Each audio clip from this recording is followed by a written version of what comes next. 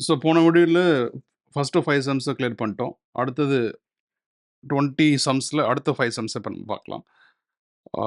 X Limited being a manufacturer sold goods to Y Limited. Okay. X Yக்கு விக்கிறான். Wholesaler and issued invoice for the sale on 1st ஆகஸ்ட்ல இன்வாய்ஸ குடுத்துறான். Date of invoice தெரிஞ்சிருச்சு. Find the time of supply கேட்குறான்.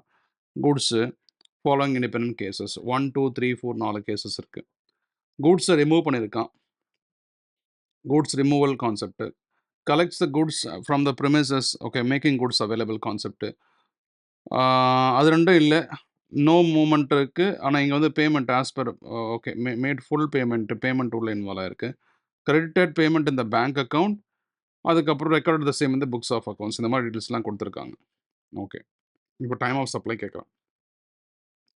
Goods FCM confirm பண்ணிட்டோம். எப்படி கொஷின்லேயே கொடுத்துருக்காங்க. கூட்ஸு ஆர்சிஎம் பார்த்தினா எந்த ஹிண்ட்டும் இல்லை, அப்போ கண்டிப்பாக இது எஃப்சிஎம் தான். ஓகே, கேஸ் 1 மூமெண்ட் இன்வால்வ் இருக்கு. ஏன்னா ரிமூவல் ஆஃப் கூட்ஸ் இருக்கு அண்டர் செக்ஷன் 31. எப்போ ரிமூவ் பண்ணியிருக்கான்? ரிமூவல் ஆஃப் கூட்ஸ் வந்து பார்த்தீங்கன்னா 16th ஆகஸ்ட்னு அவனே கொடுத்துருக்கான். ஓகே, அதுக்குள்ளே அது ஆன் ஆர் பிஃபோர் அதுக்குள்ளே என்ன பண்ணியிருக்கோம்? Tax invoice actual date of issued date வந்து 1st ஆஃப் ஆகஸ்ட்டில் அவன் கொடுத்துருக்கான். ரிமூவல் ஆஃப் கூட்ஸ் வந்து பார்த்தீங்கன்னா 16th ஆகஸ்ட்.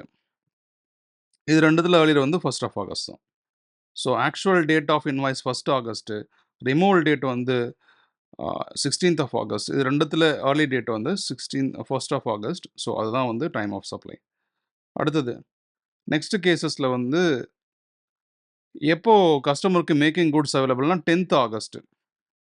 1st ஆகஸ்ட்டில் இன்வாய்ஸ் கொடுத்துருக்கான். 10th ஆகஸ்ட்டில் தான் கூட்ஸு கஸ்டமருக்கு போய் சேர்ந்துருக்கு. அப்போ 1st ஆகஸ்ட் தான் டைம் ஆஃப் சப்ளை. அப்போ அடுத்த மாதம் செப்டம்பரில் நீ டேக்ஸை பே பண்ணிவிடு. செப்டம்பர் 20th முடிஞ்சிச்சு. 3வது கேஸில்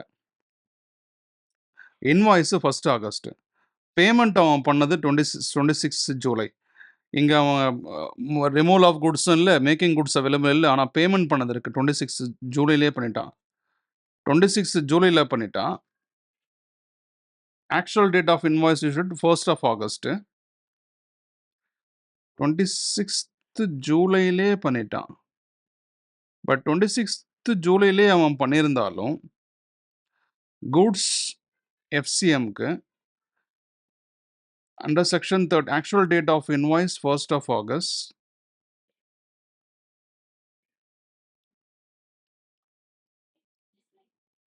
பேமெண்ட் டேட் அண்டர் செக்ஷன் வந்து 26 ஜூலை. இதில் ஏர்லின்னு பார்த்தா 26 தான் வரும். But answer time of supply 1st of August இருக்கு. ஏன்னா ஜூலை தான் ஃபஸ்ட்டு வருது. ஆக்சுவலாக okay, made full payment on 26 July. Payment பண்ண டேட்டு கணக்கில் வரல. இன்வாய்ஸ் டேட் வந்து 1st ஆஃப் ஆகஸ்ட். இன்வாய்ஸ் டேட்டை மட்டுமே வச்சு நம்ம 1st ஆஃப் ஆகஸ்ட்னு சொல்லிடும். ஓகே, பேமெண்ட் பண்ண டேட்டு கணக்கில் இல்லை. கேஸ் 3க்கு பேமெண்ட் பண்ண டேட்டு வரல. 1st ஆஃப் ஆகஸ்ட் தான். இதை மட்டும் நம்ம வந்து டவுட் கேட்டுக்கணும். Okay, actual date of invoice 1st of August. Removal of goods அடுத்தது 5th வந்து என்ன பண்ணியிருக்காங்கன்னா 5th okay, credit the payment இந்த account limited on 28th July பண்ணியிருக்காங்க. ஃபார் 3/4 ஆஃப் குட்ஸுக்கு மட்டும் பண்ணிட்டான். X limited record the same இந்த ரிப்போர்ட்ஸ் ஆன் 3rd ஆகஸ்ட்டில் ரெக்கார்ட் பண்ணிட்டான் புக்கில். The goods were dispatched on 5th August வந்து வேர் ஹவுஸ். அப்போ ரிமூவல் ஆஃப் குட்ஸ் வந்து பார்த்தீங்கன்னா 5th ஆகஸ்ட்டில் ரிமூவ் ஆயிருக்கு. அப்போ removal of goods 5th, invoice first அவ்வளோதான் முடிஞ்சிச்சு. அடுத்தது இன்னல் corporation entered into a contract with mister B. Okay, அந்த பெரிய கம்பெனி இந்த மிஸ்டர் பின்ற ஒரு பர்சன்ட்டை கான்டாக்ட் பண்ணுறான். To supply oil throughout the year, வருஷம் ஃபுல்லாக கொடுக்க போகிறான். அப்போ continuous supply. Indian Oil Corporation issued monthly statement, மாதம் ஸ்டேட்மெண்ட் தரான். Supply to mister B determine the supply of goods இந்த ஃபாலோயிங் இண்டிபெண்டன்ட் கேசஸ். 2 கேஸில் டிஸ்கஸ் பண்ணுறோம். Mister B made payment for the month of July 31st. Month of July on அந்த மாதம் ஜூலையோடது 31st ஜூலையில் payment பண்ணுறான். 2025 வச்சுப்போம்.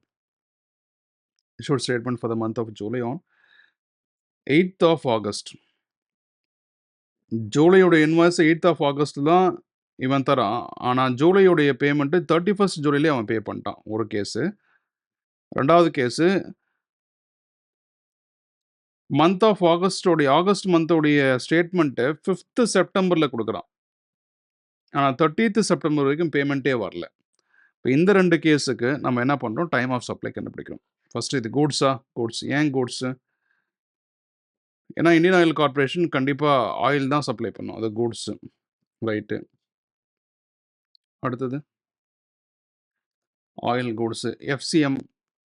ஓகே. கன்டினியூஸ் சப்ளையா? ஆமா, கன்டினியூஸ் சப்ளை. ஏன்னா த்ரூ அவுட் த இயர் மாசம் மாசம் அவன் ஸ்டேட்மெண்ட் அனுப்பிச்சு காசு வாங்கிக்கிறான். அப்போ continuous supply. Continuous supply provision apply ஆயிடும். சரி. Monthly statement, time of case 1 வந்து actual date of invoice. Invoice ஏதாவது கரெக்டான டேட்ல குடுத்துருக்க மாரி சொல்லிருக்காங்க. இன்வாய்ஸ் பத்தின கேஸ் 1ல கேஸ் குடுக்கவே இல்ல. எப்போ வந்து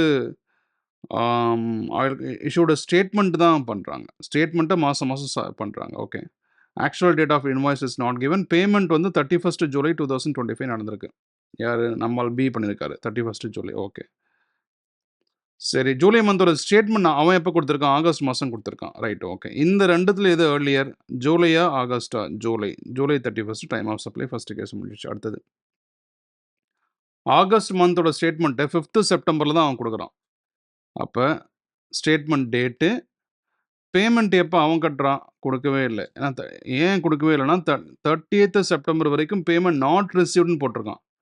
நீங்க உடனே 30th செப்டம்பர்ன்னு போட்டுட்டு, நம்ம அப்படி போட்டா கூட 5th செப்டம்பர் தான் வரும். ஏன்னா 30th September 30th September, 5th September ஏர்லின்றதால 5th செப்டம்பர் போட்டுருவோம். பட் இருந்தாலும் பேமெண்ட் ரிசீவ்டுன்னு ஒரு டேட்டே கிடையாது. ப்ரொவிஷன் என்ன சொல்லுதுன்னா, நம்ம எப்ப ஸ்டேட்மெண்ட் ஆஃப் டீட்டெயில்ஸ் அவனுக்கு ரெசிபியன்ட்க்கு குடுத்தோம், பேமெண்ட் வாங்குறதுக்காக. அப்படி இல்லன்னா, அவன் நமக்கு எப்ப பேமெண்ட் குடுத்தான். இந்த 2 டேட்ல எந்த டேட் ஏர்லியரோ அந்த டேட் தான் டைம் ஆஃப் சப்ளை கன்சிடர் பண்ணணும். அதுக்கு அடுத்த 20th ஆஃப் நெக்ஸ்ட் மந்த்துக்கு நம்ம ஜிஎஸ்டி பே பண்றது தான் ப்ரொவிஷன். ஓகேவா? ஸோ கன்டினியூஸ் சப்ளை ப்ரொவிஷன் பாருங்க. Date of invoice or 31st day of supply of goods. இது 2த்துல எது ஏர்லியரோ அத நம்ம பே பண்ணிட்டு போணும். டைம் ஆஃப் சப்ளைய கன்சிடர் பண்ணணும். Okay. So actual date of invoice குடுக்கல. அண்டர் செக்ஷன் 31ல date of statement of account எப்போ கொடுத்தோம்? 8th ஆகஸ்ட்ல இந்த கேஸ். இது 5th August. Date of payment 31st ஜூலைல வந்திருக்கு. வந்தாலுமே 31st ஜூலை இல்ல. 31st ஆகஸ்ட்ல வந்திருக்கு நெனைக்கிறேன். 31st ஜூலை தான். 31st ஜூலைல வந்திருக்கு. அப்ப டைம் ஆஃப் சப்ளை வந்து 31st ஜூலை.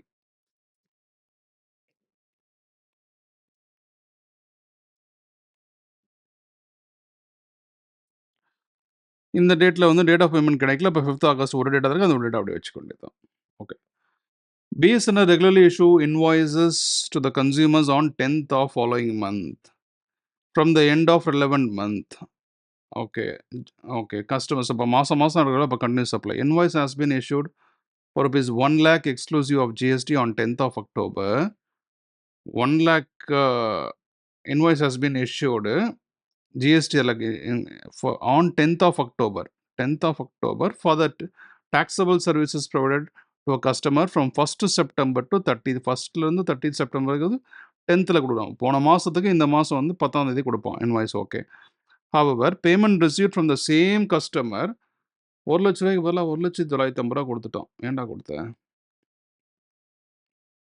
ஓகே. 1,950,000 கொடுத்துட்டோம். எப்ப கொடுத்தான்? 31st அக்டோபர்லயே கொடுத்துட்டான். 31st அக்டோபர்லயே கொடுத்துட்டான். அவன் இன்வாய்ஸே 10th தான் கொடுக்க போறான். தலைவர் 31st அக்டோபர்ல கொடுத்தது மட்டும் இல்லாம 950 எக்ஸ்ட்ரா வேற கொடுத்துட்டான். Okay. Find the time of supply and due date of payment of GST. Time of supply இருந்தாலே due date of next 20th of time of supply தான் மெயினாக கண்டுபிடிக்கிறோம். Only for the excess payment. Excess பேமெண்ட்டுக்கு மட்டும் கண்டுபிடிங்க. எவ்வளோ 950 extra அமைச்சிருக்கேன் அதுக்கு மட்டும் கண்டுபிடிங்க. Which is received over and above the invoice value. 1,00,000 காசுக்கு 1,950 அமைச்சிட்டான். Any invoice is required to issue for the excess payment of 950 extra ஏதாவது கொடுக்கணுமா? இன்வாய்ஸ் கொடுத்து அந்த 950 நீ எக்ஸ்ட்ரா கொடுத்துட்டு தனி இன்வாய்ஸ் கொடுக்கணுமா? இல்லை என்ன பண்ணணும் அப்படின்னு கேட்குறான். சரி. இந்த 950 முதல்ல நம்ம ப்ரொவிஷனில் 100,000 அபவ் 1,000 பார்க்கணும். 100,000. ஓகே. சர்வீசஸ். ஆமாம், சர்வீசஸ். டெலிகம்யூனிகேஷன்லாம் எலக்ட்ரிசிட்டி கூட்ஸில் வரும். அந்த எது கூட்ஸில் வரும், எது சர்வீசஸில் வரும்ன்ற கிளியரிட்டியாக நமக்கு தேவை. Services FCM. கண்டினியூஸ் சப்ளைன்னு பார்க்குறோம். ஆமாம், கண்டினியூஸ் சப்ளை. கண்டினியூஸ் சப்ளைன்னு வந்துட்டாலே ஆக்சுவல் டேட் ஆஃப் இன்வாய்ஸ் என்ன? மாதம் 10ஆம் தேதி. சரி, இந்த மாதம் அக்டோபர் 10ஆம் தேதி. இன்வாய்ஸ் அமௌண்ட் எவ்வளோ? 1,00,000. பேமெண்ட் ரிசீவ்டு எவ்வளோ? 1,950,000. டேட் ஆஃப் பேமெண்ட் அவன் எப்போ பே பண்ணான்? 31 அக்டோபர்லேயே பே பண்ணிட்டான் அவன். இன்வாய்ஸ் வர்றதுக்கு முன்னாடி அவன் பேமெண்ட் பண்ணிட்டான். சரி.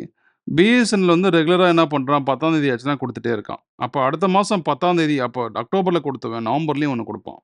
ரைட்டா? இப்ப என்ன பண்ணலான்னா இந்த நவம்பர்ல குடுப்பான் இல்லையா? 10த் நவம்பர்ல. அப்ப இந்த ரூ. 950 சேர்ந்து நம்ம இன்வாய்ஸ் அனுப்பிச்சிட்டா முடிஞ்சு போச்சு. அதுக்கான டியூ டேட் அப்ப 20த் நவம்பர்ல நம்ம பே பண்ண இதோட ஆன்சர் முடிஞ்சு போச்சு. சரி. இப்ப 100,000ன்றதால ஒண்ணு கஸ்டமர் வந்து அவனுக்கு எப்ப பேமெண்ட் ஆச்சு? 31 அக்டோபர். அதையும் அவன் சூஸ் பண்ணிக்கலாம். இல்ல 10த் இன்வாய்ஸ் டேட்டையும் அவன் சூஸ் பண்ணிக்கலாம். ஸோ 2த்துல எது வேணா சூஸ் பண்ணலாம். சப்போஸ் கஸ்டமர் வந்து பேமெண்ட் டேட்ட சூஸ் பண்ணிட்டார் அப்படின்னு சொன்னா, அக்டோபர்ல வருது. அப்ப 20த்ல வந்து டியூ டேட் வரும். சப்போஸ் அந்த சப்ளையர் கஸ்டமர் நம்ம சப்ளையர் வந்து அந்த இன்வாய்ஸ் டேட்ட சூஸ் பண்றார்னா 10த் நவம்பர்ல வரும். அப்ப டியூ டேட் பேமெண்ட் 20த் செப்டம்பர். 20த் டிசம்பர் அடுத்த மாசம் 20த்ல வரும். இதான் விஷயம். எக்ஸஸ் பேமெண்ட் 950 ரூ. 1000 இருக்கு. ரைட்டா? அவ்வளோதான் matter. Time of supply 31 October. ஏன்னா அப்பதான் பேமெண்ட் வந்துச்சு நமக்கு. இல்ல டைம் ஆஃப் சப்ளை எப்போ நம்ம இன்வாய்ஸை கொடுக்க போகிறோம்? அடுத்த மாதம் நவம்பரில் கொடுக்க போகிறோம். அப்போ 10th ஆஃப் நவம்பர் வச்சு அப்போ 31 அக்டோபரும் டிஓஎஸ்ஸாக இருக்கலாம். 10th நவம்பரும் ரெண்டுத்துல எது ஒன்றா அப்படின்னா ரூ. 1000 இருக்குது. இது வந்து சப்ளையரோட விருப்பம். எது ஒன்றா அவங்க சூஸ் பண்ணிக்கலாம். டியூ டேட் ஆஃப் பேமெண்ட் வந்து அக்டோபர் வந்தால் நவம்பர், நவம்பர் வந்தால் டிசம்பர். அடுத்த மாதம் அவ்வளோதான். BSNL 10th of every month கொடுத்துட்ருக்கான். ரூ. 950 அடுத்த மாதம் கொடுக்குற இன்வாய்ஸில் சேர்த்து கொடுத்துக்கோ. செப்பரேட்டாக இன்வாய்ஸ் கொடுக்கணும்னு அவசியம் இல்லை. முடிஞ்சிச்சு. அடுத்த question.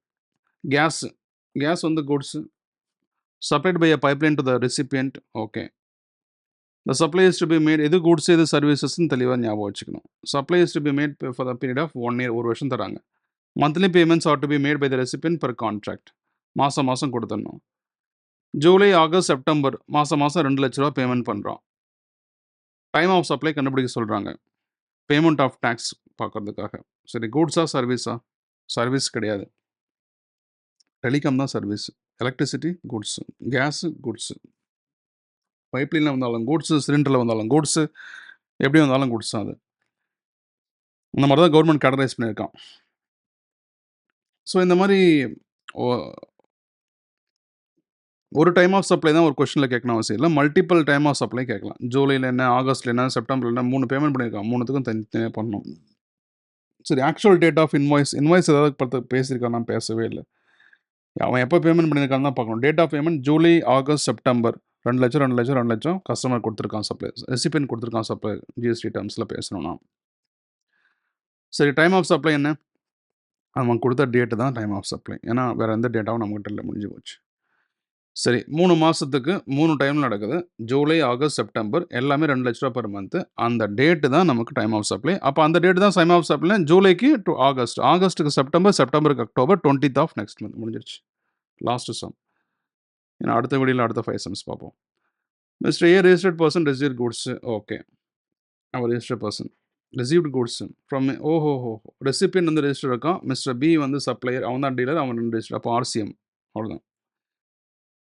Mister B issues invoice and first July invoice கொடுத்துருக்கான். Find the time of supply of the following depend cases. Okay, 15th ஜூலைக்கு கூட்ஸை ரிசீவ் பண்ணியிருந்தா பேமெண்ட் பண்ணல. 3rd ஆகஸ்ட்டில் ரிசீவ் பண்ணியிருந்தா பேமெண்ட் வந்து 4th ஆகஸ்ட்டில் பண்ணியிருக்காங்க.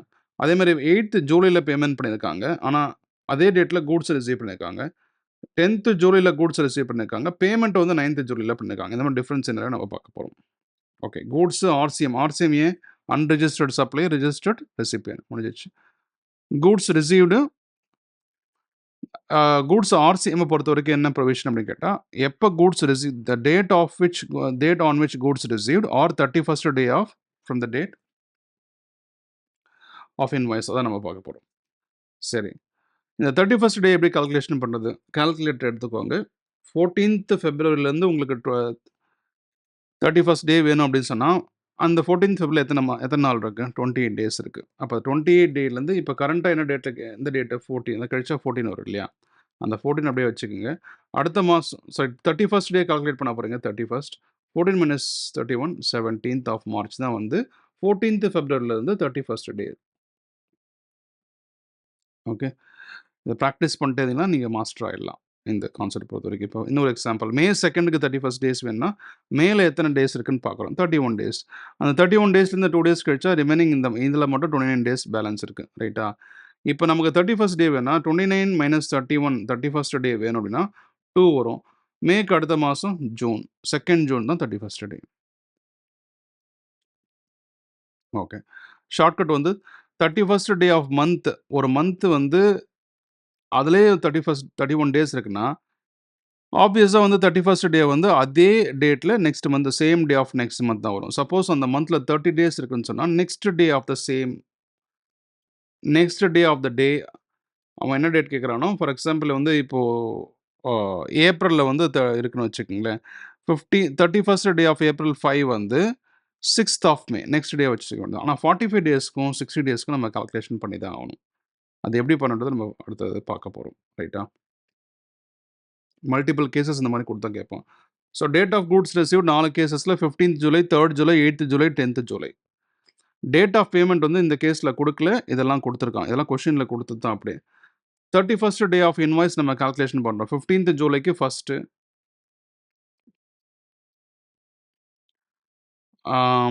3rd of August, 1st of August, 8th of 31st day of invoice date வந்து 31st டே 1st ஜூலைன்னு எல்லாத்துக்கும் காமனாக மேலே கொடுத்துருக்கான் பாருங்கள். 1st July, okay. 1st ஜூலைக்கு அப்போ 1st August, 1st August, 1st August.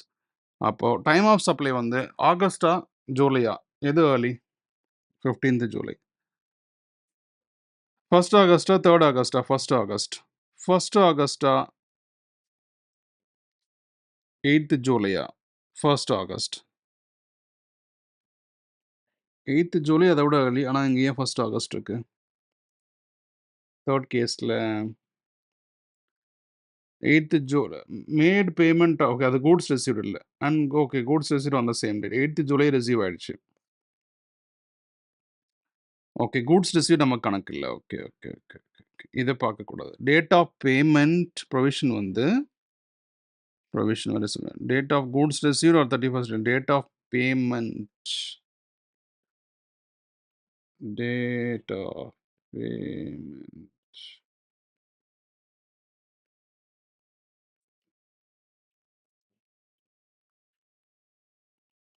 On the basis of the following information. Okay. அப்போ இது ரெண்டுத்தில் எதுன்னு பார்க்கணும். ஃபர்ஸ்ட் ஆஃப் அங்கே கோட்ஸ் ரிசீவ் 15th ஜூலை கூட கம்பேர் பண்ணியிருக்காங்களே, இல்லை டேட் இந்த டேட்டில் ரெண்டுதில் இது ரெண்டுத்தில் ஏதோ ஒன்று. இது 1st of August. Date of payment இங்கே 8th ஜூலை, இங்கே இங்கே 1st ஆஃப் ஆகஸ்ட் போட்டிருக்காங்களே. இதுக்கு விச் எவர் இஸ் ஏர்லி எல்லாம் கிடையாதா? 31st டே ஆஃப் இன்வாய்ஸ், இது இப்போ டவுட் இருக்கு. 1st ஆஃப் ஆகஸ்ட், இது 2 ஜூலையில் இருக்குது. ஆனால் 9th ஜூலை தான் இருக்கிறது எளிய இங்கே கன்சிடர் பண்ணி போட்டிருக்காங்க. பட் இது ஏன் இங்கே வந்துச்சுன்றது டவுட்டு. ஓகே, இப்படி லென்த்தியாக போகுது. அடுத்தது பார்க்கலாமா?